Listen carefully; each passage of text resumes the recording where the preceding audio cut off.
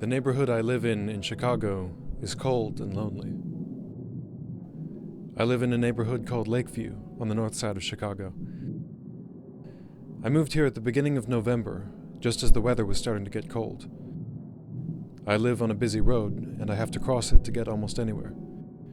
There are always clumps of ice and crud piled up on the side of the road, and my car and I stumble over them when we try to get out.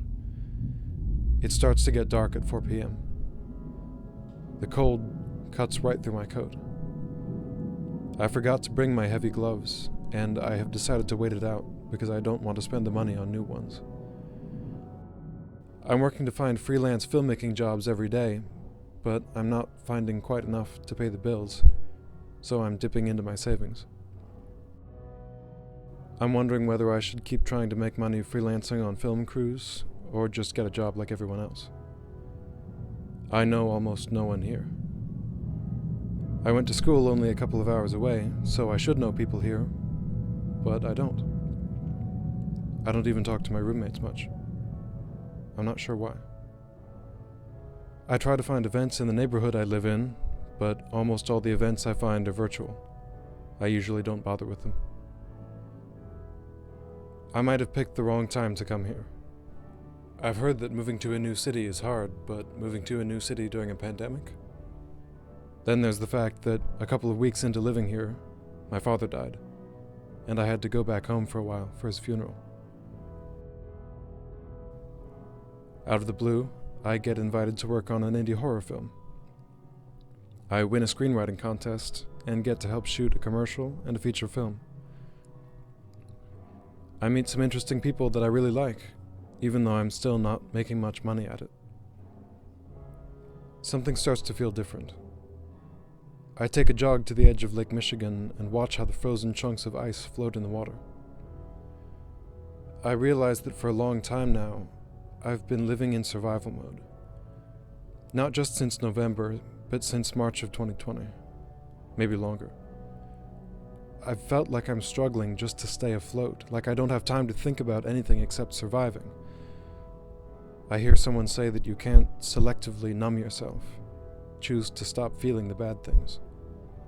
They say, if you numb part of yourself, you numb all of yourself. I haven't been feeling much for a while now. I'm starting to write more. I write at home, on the train, sometimes at work. I find a writing group that meets on Sundays in the South Loop. I make the train ride every Sunday, even though it's half an hour. It's worth it. I can ride on the train. I find a little cafe in the neighborhood I live in that makes a turmeric latte, which is delicious. I write there too. The weather is getting warmer in the neighborhood I live in.